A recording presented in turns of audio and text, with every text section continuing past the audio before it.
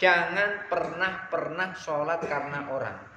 Karena kalau kita sholat karena pengen dilihat orang, maka sholat kita akan sia-sia.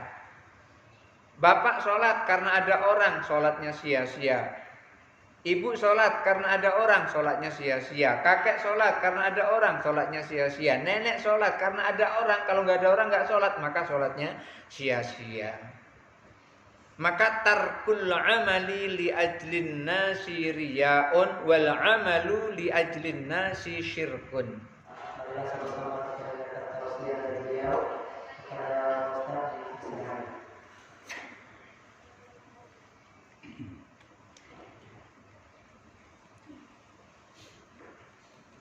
Assalamualaikum warahmatullahi wabarakatuh. Waalaikumsalam warahmatullahi wabarakatuh.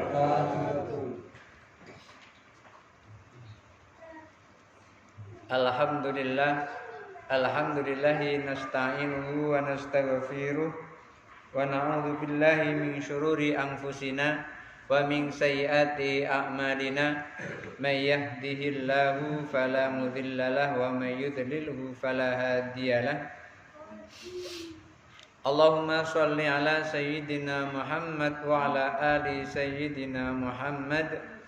Rabbi shrah li sadri wa yassir li amri wa hlul 'uqdatam min lisani yafqahu qawli, amma ba'du. Datuk-datuk, nenek-nenek,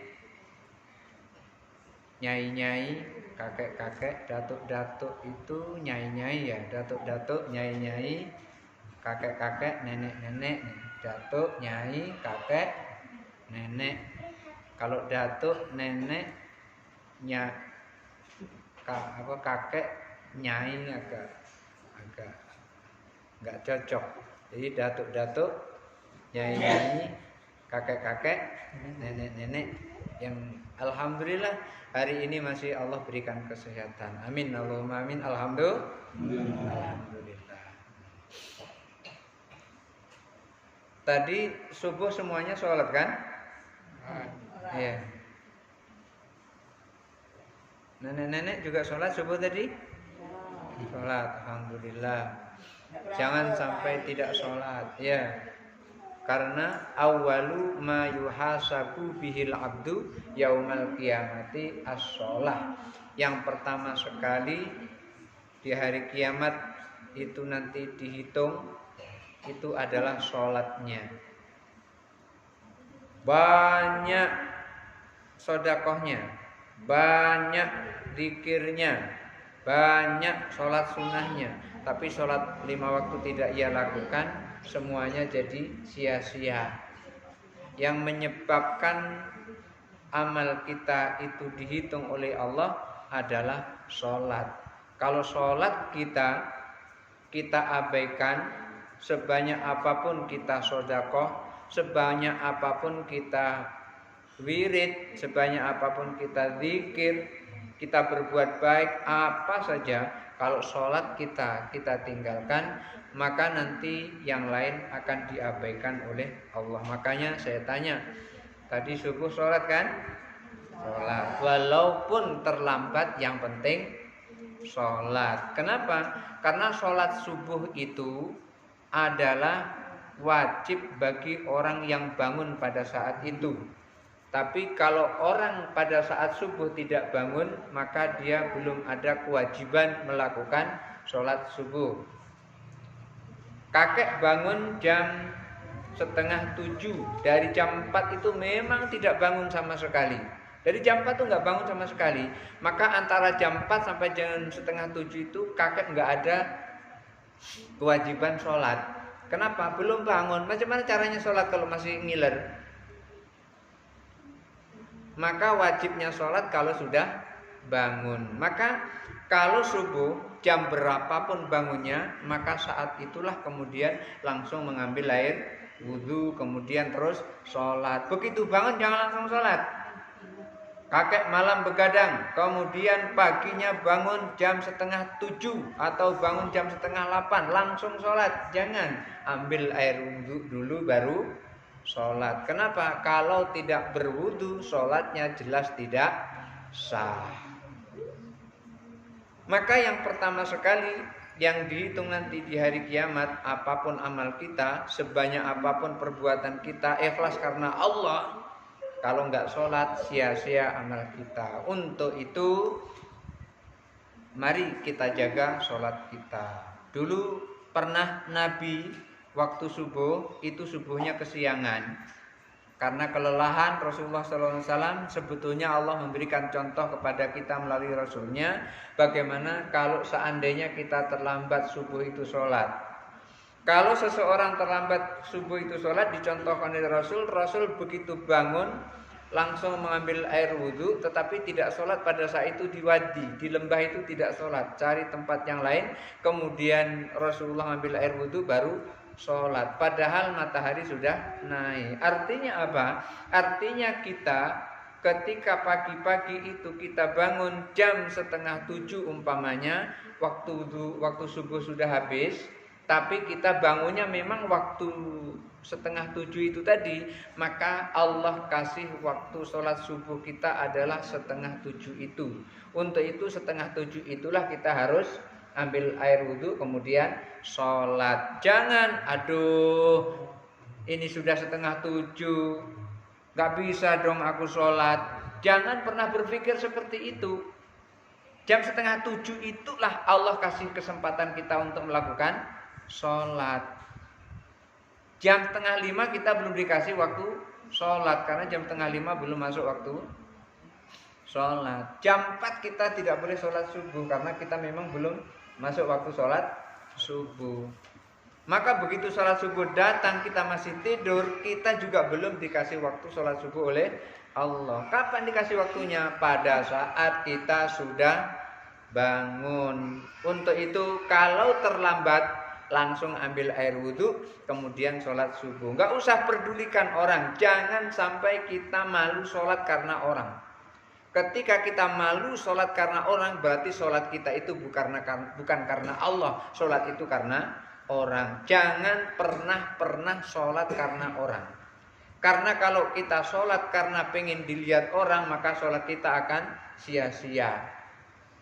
Bapak sholat karena ada orang, sholatnya sia-sia. Ibu sholat karena ada orang, sholatnya sia-sia. Kakek sholat karena ada orang, sholatnya sia-sia. Nenek sholat karena ada orang, kalau nggak ada orang nggak sholat, maka sholatnya sia-sia. Maka tarkul amali li ajlin nasi riya'un wal amalu li ajlin nasi syirkun. Orang yang meninggalkan amal karena manusia, itulah namanya riya. Orang yang riya, habita amaluhu, amalnya sia-sia. Wal amalu li ajlin nasi syirkun, beramal tujuannya untuk manusia, maka namanya syirik. Kita kan nggak boleh berbuat syirik. Orang yang berbuat karena manusia, maka itu namanya syirik. Lalu gimana seharusnya? Berbuat itu karena Allah, beramal itu karena Allah, sholat karena Allah, tidak sholat karena Allah. Apa ada tidak sholat karena Allah? Ada. Tidak sholat karena Allah biasanya ibu-ibu begitu mau sholat datang bulan, maka jadi tidak sholat. Maka tidak sholatnya itu karena Allah. Kalau ada bapak-bapak tidak sholat karena Allah, berarti bapak-bapak datang bulan. Ada yang bapak-bapak datang bulan? Ada? Nggak ada ya? Ya, kalau ada perlu diperiksakan oleh perawat. Kenapa kok bapak-bapak bisa datang bulan? Jangan-jangan memiliki dua kelamin. Karena saya pernah melihat berita di TV, ada seorang laki-laki muda, suaranya suara laki-laki, postur tubuhnya postur tubuh laki-laki, tetapi datang bulan. Meninggalkan sholat karena Allah, melaksanakan sholat karena Allah. Jangan sampai kita bangun pagi belum sholat subuh, karena ada orang kita malu, maka akhirnya kita nggak sholat subuh, pura-pura sholat subuh. Sudah sholat subuh, sudah barusan padahal baru bangun. Yang seperti itu berarti sholatnya karena manusia. Jangan sampai sholat karena manusia. Kalau sholat kita karena manusia, maka habito amalu, sholatnya sia-sia. Tidak sholat juga karena manusia, maka tidak sholatnya itu akan menjadi sia-sia. Itu namanya riya. Tidak beribadah karena manusia namanya riya. Beribadah karena manusia itu namanya syirik. Syirik yang disebut di situ adalah asyirkul asghar, syirik kecil. Apa itu syirik kecil? Syirik kecil itu ya riya. Syirik kecil itu seperti ini. Gimana contohnya syirik kecil? Ada semut hitam berjalan di atas batu hitam, jalannya di tengah malam gelap gulita. Itu namanya syirik kecil. Kita lihat di situ ada batu, tapi kita nggak melihat di situ ada semut. Ada nggak kira-kira semutnya? Begitu kita tangan nempel ke batu hitam tadi, tangan ini terasa sakit digigit oleh semut. Gak kelihatan semutnya, tapi kok gigit. Jangan-jangan semut ajaib. Bukan semut ajaib, karena memang semut itu semutnya warnanya hitam, berjalan di atas batu hitam, jalannya di tengah malam. Gak kelihatan, tapi ada. Itulah namanya syirik tadi itu, syirik kecil. Tidak kelihatan, tapi ada. Maka laksanakan amal karena Allah, tinggalkan amal karena Allah. Jangan melaksanakan amal karena manusia, meninggalkan amal karena manusia. Allah kasih kita kesempatan melakukan sholat subuh, ternyata di jam 7 pagi, maka langsung ambil air wudhu, kemudian terus sholat subuh jam 7 pagi. Apa sah sholat kita? Sah sholat kita. Kenapa sah sholat kita? Karena sholat kita sudah pakai ambil air wudhu, sudah memakai pakaian untuk menutup aurat, sholatnya sudah menghadap kiblat, syarat dan rukun sholat sudah dilakukan. Hanya waktunya saja jam 7 pagi. Tapi ingat, jangan sengaja jam 7 pagi. Masih jam 5, tidur lagi. Bangun, baru jam setengah 6, tidur lagi. Pas bangun jam 7 langsung sholat. Terima kasih. Ada 2 macam minum. Biasanya 3 macam, ada yang putih, ada yang coklat-coklatan, ada yang hitam-hitaman. Tapi jadilah ini 2. Karena ada 2 orangnya, sama Pak Peri. Kakek nenek yang dirahmati Allah Subhanahu wa taala, orang yang tertidur, maka waktu sholatnya adalah pada saat dia bangun. Oleh karena itu, rufi'al qalamu an